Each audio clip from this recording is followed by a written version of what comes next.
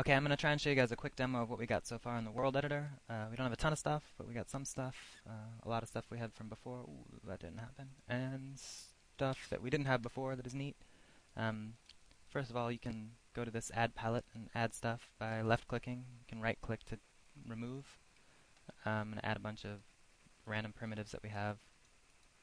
Some cones, got a couple of arrows, sphere. Then we've got selection mode, where it would give you information about what you have selected. In this mode, you can move stuff around, just like we had in Rise of Legends. One thing we have that we didn't have before is scaling. You can scale. You can also scale non-uniformly. I'm shift-clicking to add this to my selection, like that. We also have the shift-click copy that you guys liked. So if I hit shift and drag on this, it'll make a copy.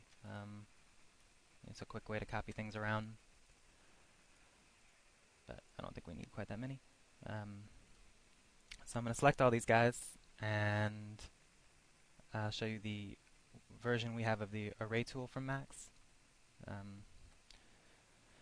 it's going to take a while because I have it set to my last default, which was like a huge number of things. That's making like 19 of everything. I can hit reset, which will set it back to the default parameters. I can also turn off preview if I wanted to go faster. So I want to drag these till they go down to the ground. About like that. It's too far. Right about there. And I want to scale them in X and Y.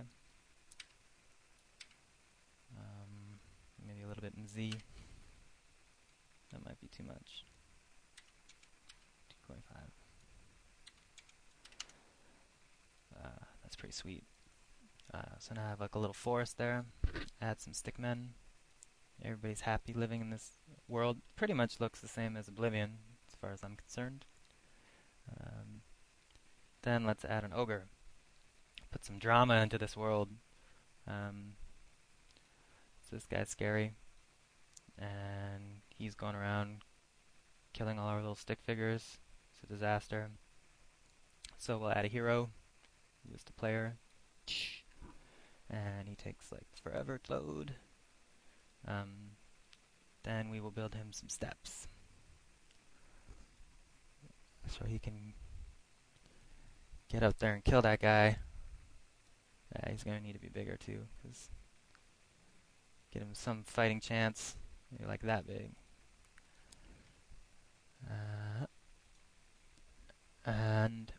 So the first thing we'll show is the expert tool. We can move the pivot. I'm going to move it over this way so that it'll rotate in that way. And then when I use the array tool, and I rotate in Z, something like 100 or so, I don't know. Sure. And move up in Z. And then let's fill the steps in. Can have a stairway to go kill that guy with. But actually, I mean, our hero, he's so darn heroic, he doesn't need stairs, because they look ugly and I made them too big. He's going to get him with his trusty arrow, which we'll make bigger too. Nice.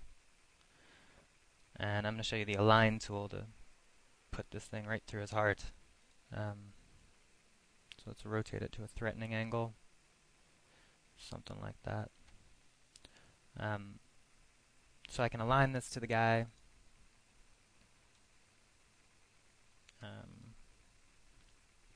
By selecting them both and clicking align. I'm actually going to move his pivot up too, because I want to.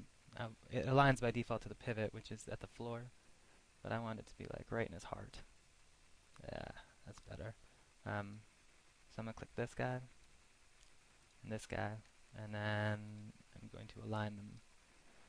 So this is aligning an X, Y, and Z with both pivot points. The center also works. So if I go to center for target, it'll go to the floor, because that's what was exported as its center, as opposed to the pivot point that we set for him. So I'm going to set it to his pivot point.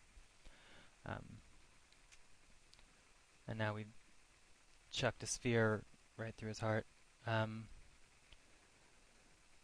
The other tool we have, get him with one more arrow, because I don't think he's dead yet. It looks like he's still animating. Um,